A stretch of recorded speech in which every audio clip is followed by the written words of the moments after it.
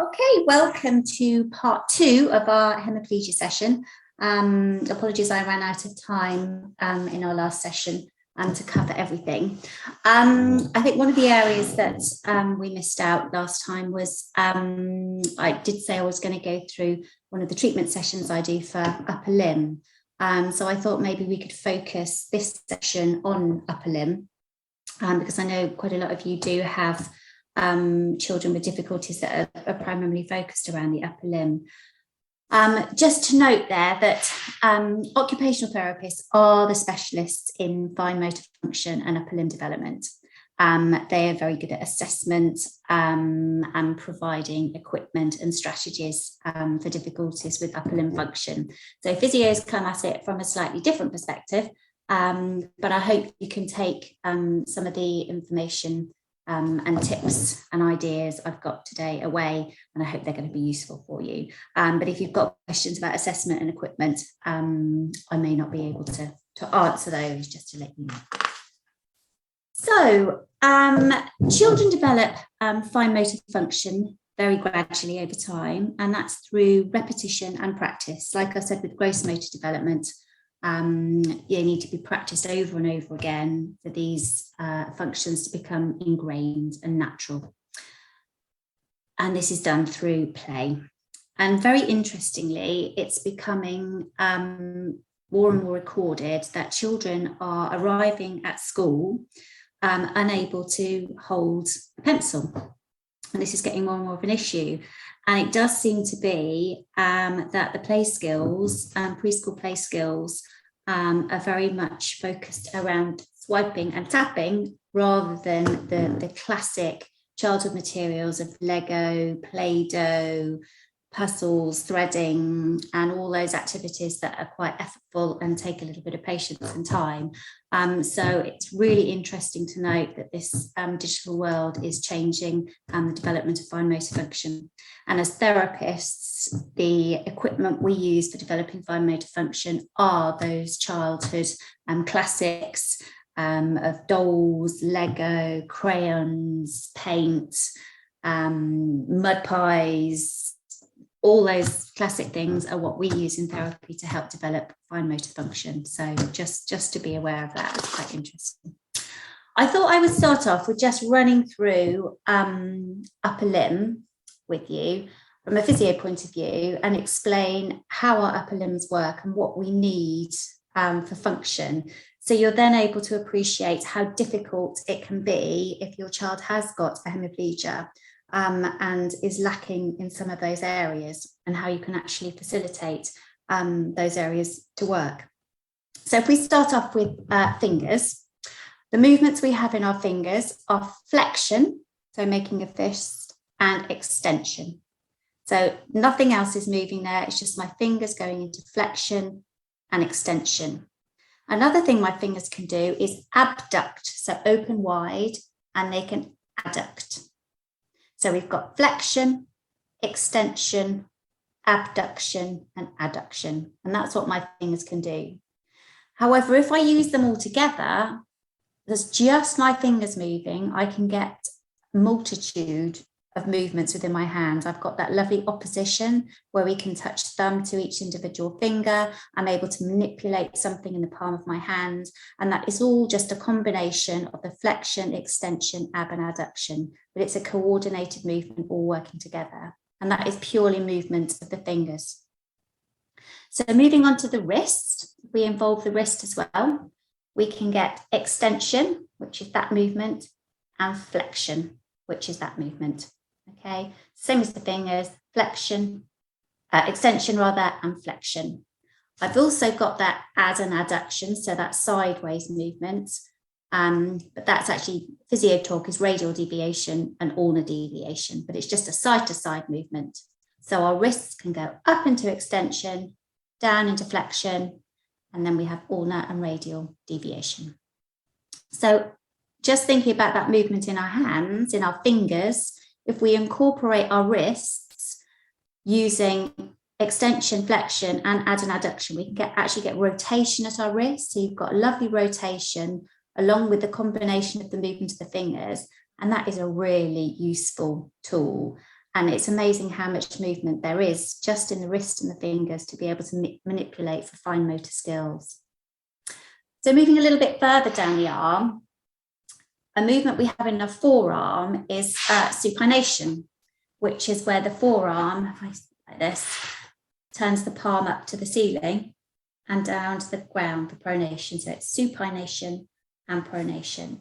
Now that movement happens at the wrist and at the elbow, and is a really functional movement. We need supination for so many functional activities because we've got our palm up for carrying things, looking at things, turning pages of a book, taking a drink. Lots of movements require that supination. So we can now include supination into that combination of movements at our wrist and our hands. Then obviously elbow, we have flexion and extension. So that allows us to do a fine motor skill close to our body or a fine motor skill further away from our body, which gives us, again, another huge range of movement. And then obviously finally onto our shoulders, we have flexion, we have extension, we have abduction. That means I can use this tool, fine motor skills, in a whole array of spaces and places. So you can see how all those together produce a really functional tool, which is our hand and our arm. And you can see that that's probably quite a complex procedure to work out all that movement. And the things I've talked about in the gross motor videos as well is there are sort of 5 elements that you need to be able to carry out these fine motor skills. So you do need strength. You need those muscles that produce those movements to have strength in them so that you can carry out the movement. So strength into extension, into flexion, you need strength in the muscle. Now you also need stability, because if you're doing something with your hands, you need a stable position. So that stability can either come from your shoulder, it can come from your elbow, so you can prop your elbow somewhere, or it could come from a wrist. You've got to have a stable wrist to be able to use your hands, but you do need that stability. So wherever it's coming from and however you're getting it, you need stability for that fine motor function. You also need the coordination. You need to be able to grade the movement. You need to be able to turn muscles on, turn them off, activate them at the right time. And alongside that is the sensory element. You need an intact sensory system so that your hand can tell you how hard to grip something, have some tactile discrimination so you know what you're touching and how firmly you need to touch it. So that sensory side and the coordination side is also vitally important, not just the strength and stability. And then finally, it's the range of movement. So a lot of children who have a hemiplegia have tightness and contractures in their hands, their wrists and their elbows.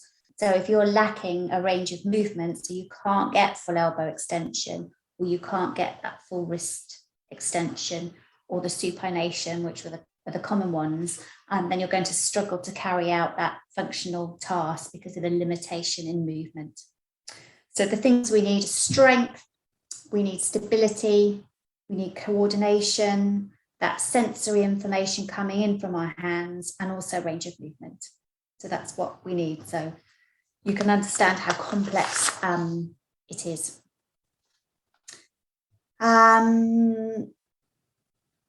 Yeah, I won't go too deep into the sensory side of things. OTs are very good at sensory. I'll talk about some sensory play and some sensory strategies that we have. But OTs are very good at assessing the sensory side of things. So if we just have, I thought it'd be helpful to just look at the development of fine motor skills, where they start and how they progress, so that that's how we kind of use treatments therapeutically. We'll start from the point where the child is and try to progress them on. So if we just do it sort of chronologically through age, you'll have an understanding of where the next stage might be and where your child might be at and what you're looking to achieve. So at very early stages, so 0 to 3 months, you'll see babies bringing hands to mouth. And that's what we're after. So if you have a very young baby who is not able to get their hands to their mouths, then you need to put them in a position that makes it easier for them. So I think, like I've covered before in the gross motor sessions, if a child's lying on their back and gravity's acting down on them, it's very difficult to bring your arms up against gravity and towards your mouth if you have any neurological problems. So what you need to do is make sure they're in a position where their shoulders are up, they're nested in cushions, everything comes to the middle, and their hands are just naturally going to be falling near to their mouth.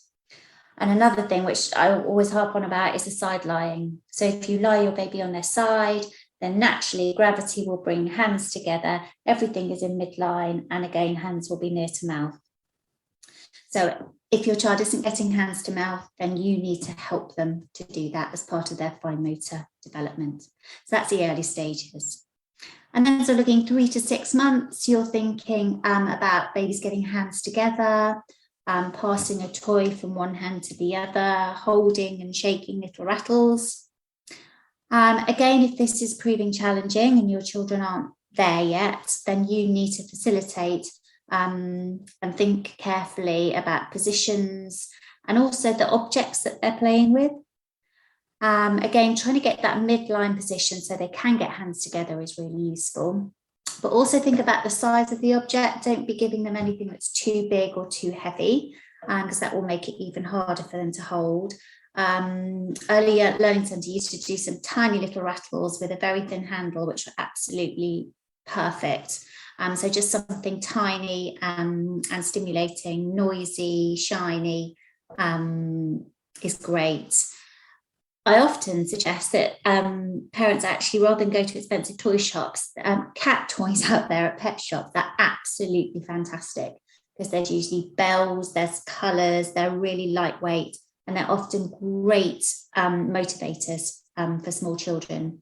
And if those sort of plastic balls with the holes in so that little fingers can go through and they can hold the ball and shake the bells inside are all great. So just be aware of what your child is playing with. If they are having difficulties with their fine motor function, make sure you're giving them things that they can actually hold that aren't too big, aren't too heavy, and they will be able to hold on to a shake and explore. So the next stage will be sort of that grass beginning to form, and we call it sort of raking. So rather than it being a precision grasp at this stage, it's literally just sort of an accidental grasp that's occurring. And they'll begin to sort of squeeze things and use their hands to feel items they're playing with. They'll begin to touch fingers together and maybe hold toys with 2 hands. Maybe isolate an index finger just to touch something, and maybe beginning to clap. So that's where you're heading from there. Then a little bit later on, it's the finger food, picking up food and bringing it to mouth, and that really facilitates the development of that grasp and works towards that pincer grip. So to start with, you have a palm grasp, which is where you're grasping within your palm. And then as the precision improves and they practice and practice and practice, they can be more precise and they can actually get that finger and thumb together to get that really important pincer grip, which I will talk about in a lot more detail in a minute. And they'll start banging things together, enjoy holding a toy with one hand. And as they get a little bit more dexterous and those fine motor skills improve, they'll begin to be able to grasp things like building blocks and begin to build towers, stack towers on top of each other. And then we're also thinking about crayons at this point and marking on paper, scribbling on paper, maybe able to hold a spoon and get a spoon vaguely to the mouth, and also begin to turn pages of a book. So developing really nicely. Then more complicated activities such as turning a doorknob, so twisting, using a knife and fork together, beginning to use zips and getting lids on and off containers, and threading. So at this point, we're talking about bimanual activities, so where the 2 hands are working together in a coordinated fashion to achieve function. So this is much higher level. And then finally, things like buttons, using scissors, and then forming letters for handwriting. So that's a very, very brief overview of the development of fine motor skills. But just being mindful at each stage, you might be able to identify what stage the child is at and what they're working towards. And I'm going to talk about lots of ideas for play, and hopefully you can pick out some of those which are going to help the next stage of development with the fine motor skills of your child. So yeah, we're looking at reach initially, reaching out for toys, grasping, starting with that palmar grasp, and also release is really important. Some children with hemiplegia are able to hold on to things, but actually it's quite difficult to release that grip. And then going on to a more precision pincer grasp, transfer of toys between hands, and then the very complex manipulation using, that's when you're combining fingers, wrist, forearm, and selectivity of the movements, which can be really, really challenging. Okay, so starting off, I want to talk about weight bearing. That's a really physio thing to do, but from a very, very early stage, weight bearing through the upper limb in a child who has a hemiplegia is massively important and really, really beneficial. I talked about the sensory side, the sensory information that is required, and just talking about proprioception, so an awareness of where that limb is in space. So a lot of children with hemiplegia neglect that upper limb, usually for sensory reasons. So proprioception, for instance, proprioception means that you know where that limb is in space. So children who have poor proprioception actually have to look at their limb to be aware of where it is in space. Now, weight bearing is a fantastic activity to improve proprioception and get that sensory feedback working. From a physio point of view, we're really looking at stability. And even from a really young age, we're thinking about when babies are on their tummies and they're in the forearm prop position. I don't know if you can see here. So that forearm prop position when they're lying on their tummy, you're getting really nice weight bearing pushing up through the shoulder. And that itself is lovely because every time they're sort of reaching from side to side, rocking from side to side, every time the weight goes through their shoulder, then the activation of the muscles around the shoulder girdle are working to stabilize and strengthen. So from a very early stage, it doesn't have to be full weight bearing, it just can be that forearm prop weight bearing is really useful. And as they're a little bit bigger, you can get that alternate arm reaching when they're on their tummy, reaching for anything, any toys, puzzle pieces, turning the pages of a book, pop-up pets, stacking toys, knocking bricks down, just anything you can, just getting that weight transfer. So really taking weight through one shoulder while the other arm is lifted. Now for a hemiplegia, it's useful to do it both ways. It's useful to reach with the unaffected limb because you're getting lovely weight bearing through here, but obviously also you want to develop that reach with the hemiplegia side, just because you want to develop range of movement and you want to develop skills equally. So doing alternate reaching to both sides is really important.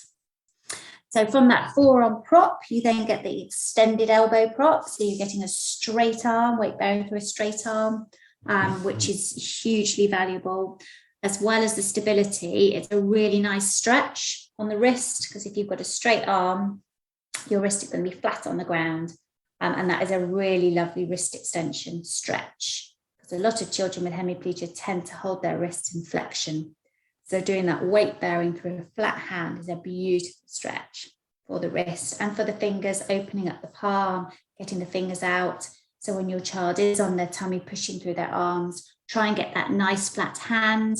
You sometimes find that little thumbs get stuck and fingers can flex. So try and bring the fingers out and open the palm and get that lovely stretch and the weight going through the palm. Is a lovely activity for sensory and stability, and also improving range of movement. So really, really important. In sitting also, so me sitting at the table here with my elbows on the table, that's still weight transfer, that's still weight going through my shoulders and useful. You can play reaching games in a supported sitting position, that's still really valuable. Floor sitting obviously is lovely with side sitting. So you're getting your hand flat on the floor, legs to one side, and then you've got the other arm to play with. So side sitting is a fantastic position, which I do use an awful lot for children with hemiplegia to get nice weight bearing through their hemiplegic side for the reasons I've spoken about above. So sitting is great. A lovely activity, side sitting. Position, the next position to probably go on to is a high kneeling. So they're up on their knees, and if you can have a little low bench in front of you, so you've got straight arms propping through, a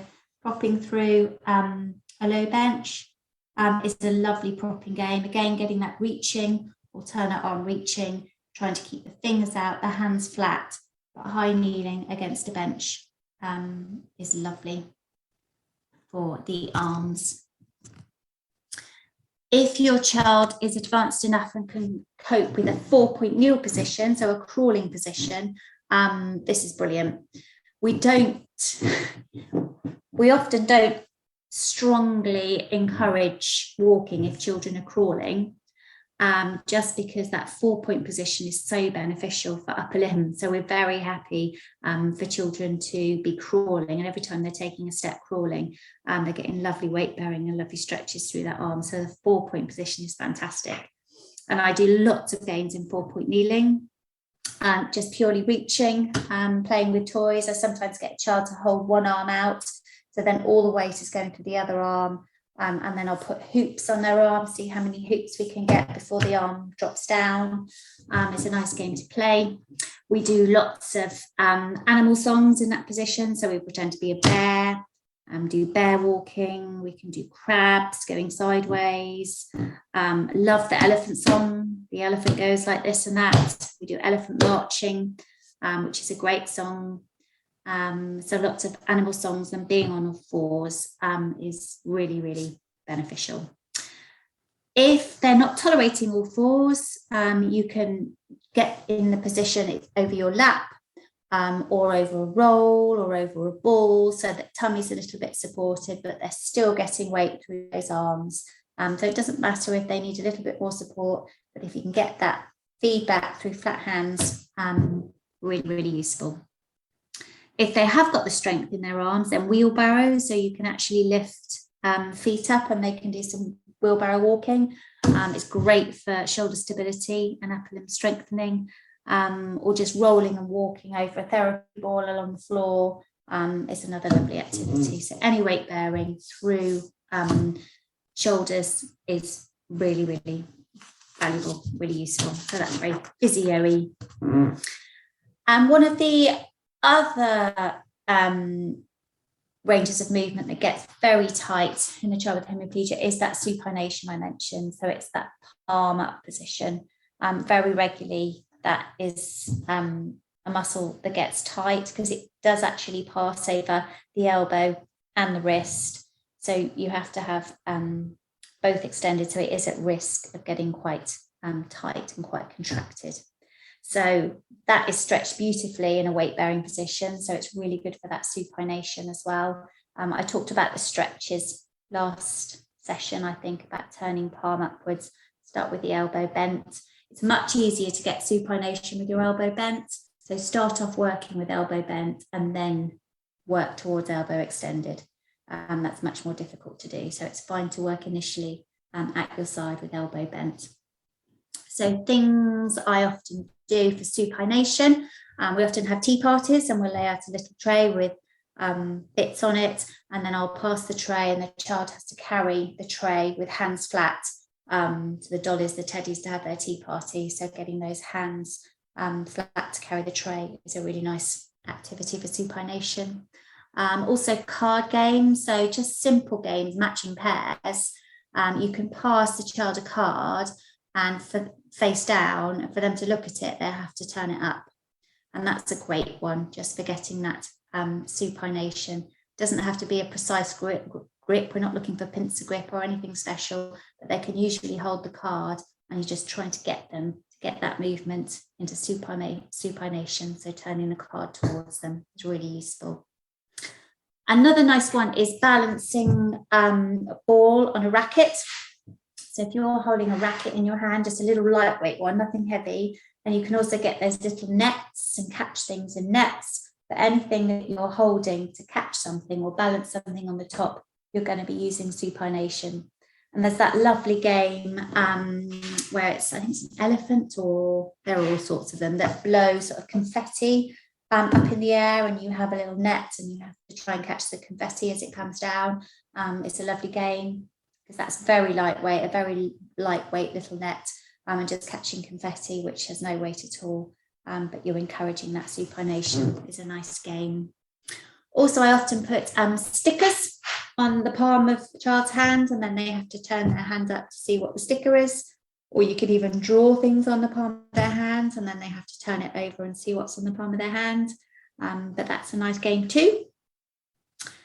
I often use footballs for bimanual skills. So getting 2 hands on a ball, you have to have an element of supination to keep your hands on the ball. Otherwise, if you haven't got the supination, your hand slips off the ball. So 2 hands on a football. It's nice just lifting the ball above your head and throwing. So you've got to try and keep your hand flat on the ball. It's not just working supination, but it is an activity that encourages supination, which is good. Also playing offices, telephone calls, answering the telephone, that is supination. So you can pass them a phone and get them to speak on the phone. That's an activity that is supination, which is nice. And another good one is if you've got some plastic cups and you hide something under them and they have to turn the cups up to see which cup the ball is under, is a nice game. So just holding the cup and they have to turn it up, that is supination. So just lifting the cup up. So you can put a toy under one of the cups and they have to find it. So those are just a few ideas for supination, but that is something you might find that your child, if they have a hemiplegia, is a little bit tight into range. So getting active supination is to be encouraged. On to pincer grip. A lot of children, we're working on pincer grip with them. So to start with, it's a palm grasp, and you're just trying to get them to grasp something. So when you're working on grasp, think about what they're picking up, make sure it's easy to hold on to and lightweight. Pom-poms are lovely, woolen pom-poms, because they're very easy to grip and they're very lightweight. So pom-pom games, I often use pom-poms for lots of games. Also, can't remember where I was going with that. I use pegs, your little cheap plastic pegs, so not really expensive wooden ones with hard springs, but little cheap plastic pegs. You can peg things along a line, or you can get them to peg up Dolly's clothes along the line, but that's just working for trying to get that pincer grip as well, which is a nice activity. My current favourite is, I'm sure there's a name for it, but I can't remember what it is, but you have lots of lollipop sticks. And one is shorter than all the others, and they're in a container that you can't see, and you have to pull out the lollipop stick, and the person who pulls out the short lollipop stick is either the winner or the loser. But that is a really good game. It goes down very well, but a nice big fat lollipop stick, and it's nice and lightweight. You can get a really nice pincer grip to pull that lollipop stick out of the container. So that's a nice one. There's also lots of games available. I used to have one which was called plunk. I don't know whether that means anything to anybody. So they're tall towers basically with lots of sticks or straws going through the tower, and then you put marbles in, or there's a honeybee one, you put honeybees in, and basically you have to pull out the sticks one by one and try not to let your marbles or the honeybees fall down. So it's all about, there's pop-up pirate as well. You can pull out the pirate swords. There's all sorts out there, but they're lovely games for that pincer grip, developing that pincer grip. Pipe cleaners are great because they're really lightweight and they're a little bit more rigid than if you're looking at other sort of threading activities. But I have been putting pipe cleaners in a colander. So you putting one end in the colander and the other end in the colander, and just building it up and building it up and just making like a crazy hat.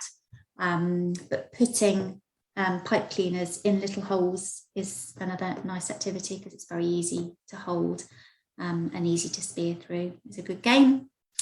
Sorting is great. So have a pile of shells or stones or coloured objects that you can sort into piles of big things, small things, green things, all the stones together, all the shells together, just sorting, and have lots of different shapes and sizes is lovely for developing that grasp and that pincer grip. Obviously, the smaller the item, the harder it's going to be to pick up the pincer grip. But sorting is lovely, do lots of sorting. Sticker peeling, so sticker books are lovely. So if you just get the corner of the sticker up and then they have to peel the sticker off, so anything involving stickers is always good. And a lovely one that I have played with is squeezing pipettes. So if you've got a pipette, you can squeeze some water in and out with the pipette, or paint with paint pipettes is lovely, just to squeeze a little bung on the end of the pipette. That's really easy to squeeze, is a nice game. So lots of things there to think about just to develop pincer grip. Again, it's just making it purposeful, it's making it fun, and just making it part of play is what is going to be key to success. So those are the pincer grip ideas. Also, songs with hands are really useful. So songs like here's the church, here's the steeple, inside all the people, Incy Wincy Spider, that's quite a tricky one, but those are the things. Round around the garden, so you can get a nice flat palm, you can do a stretch at the same time, you can isolate an index finger, round around the garden, like a teddy bear. Patter cake games, again, you're getting that supination, so hands together, hands to each other. And isolating fingers, again, you can get Peter Pointer, Toby Tall, those sort of songs, lots of songs involving hand movements, which always go down very well. So they're good ones to use. And activities such as baking. Baking is brilliant for so many fine motor skills. You can use rollers to roll out dough or Play-Doh, whatever it is. It's a lovely bimanual activity. And with bimanual activities, I try to use them quite a lot because it's much easier for the hemiplegic side to join in if the other side is leading the activity. So bimanual activities are really useful. Obviously, they're very functional and we need them for function, but also they can just facilitate the movement in the hemiplegic side, which is important. So stirring, whisking, again, sorting things out in the kitchen, picking up cans, cookie cutters, pushing down on cookie cutters, sorting cutlery, all sorts of baking activities. Being in the kitchen is brilliant for fine motor skills and great for play. So lots of baking, very useful. Threading, the bimanual activity of threading. You can use pasta. You can use, if it's difficult when you've got a string for a thread, you could use a pipe cleaner, which is a bit more rigid. So you've got something rigid to feed some beads on. You can use spaghetti. Spaghetti is quite fun. Doesn't matter if it breaks, and it's a bit of fun. Just putting little bits of other pasta onto spaghetti, just to get that threading. It's that bimanual activity of threading. All different shapes and sizes, things to thread. And then obviously there's the painting, finger painting. So just getting paint on the end of one finger and making marks on a piece of paper. You can actually paint the whole hand, handprints, really lovely. You can get closed fingers, open fingers, look at all my fingers. You can also get a hand down and draw around a hand. So you can really encourage that flat hand and that awareness of the other hand if we're drawing around that hand. Loads of things to do with art. Fat crayons are really useful to start with. I'm sure most people know about it. It's easier to hold on to something if it's fatter than thinner. So the same with cutlery and with pens and crayons. Get some nice fat chunky ones. It's much easier to hold on to. Yeah, and scissor skills as well. They're a little bit later, but scissor skills are really important.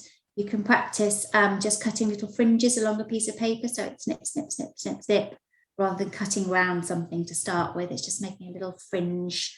And then cutting things that are really easy to cut. So maybe cooked spaghetti is a really nice one to chop up because that's nice and soft, not too difficult.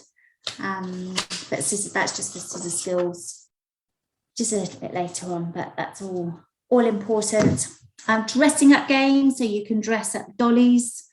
Taking clothes on and off dollies is great because you might be, it might be a few buttons, a few clasps somewhere, or dressing up yourself. So gloves on, scarves on, doing zips, doing fastenings.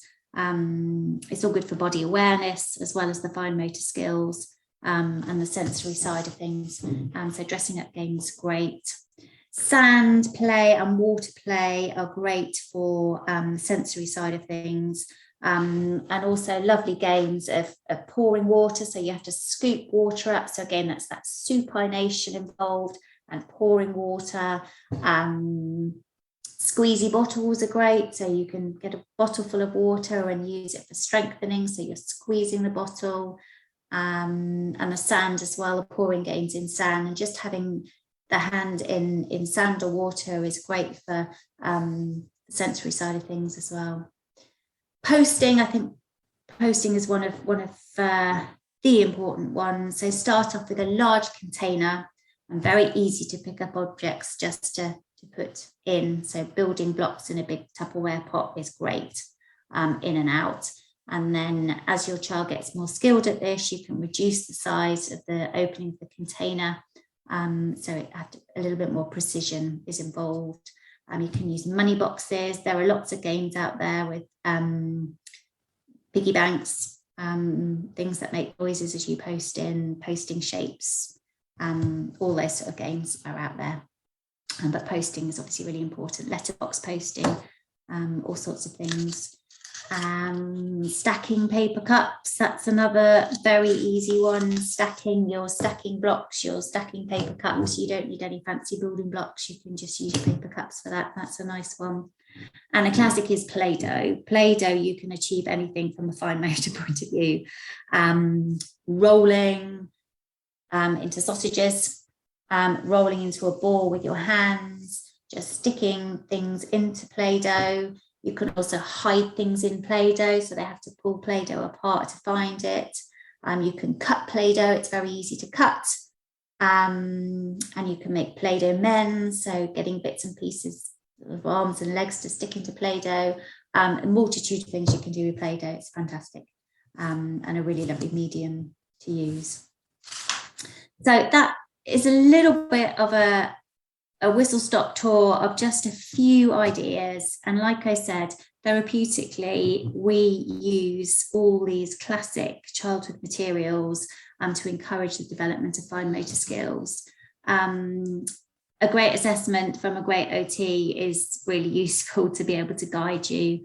But from a physio point of view, weight bearing is really important.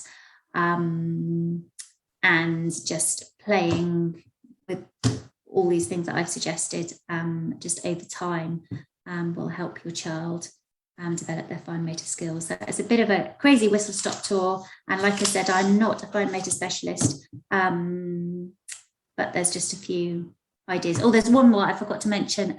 What's in the bag? One of my favourite ones. So you can have a bag or a box. The children a bit older, you can... I put objects in like a hairbrush, a sponge, a pom-pom, a ball, and show them what it is, put it in the bag, then get them to put their hands in the bag and feel around. So it's something called stereognosis, which you're touching something and you're able to recognize form through touch, which is great for a sort of sensory awakening activity. They just get to put their hands in to feel an object, to tell you what it is, and also to describe it to you is a great game. And they really, really enjoy that one. So what's in the bag is another good one that I wanted to add just at the end there. So yeah, if anybody's got any questions, let me know.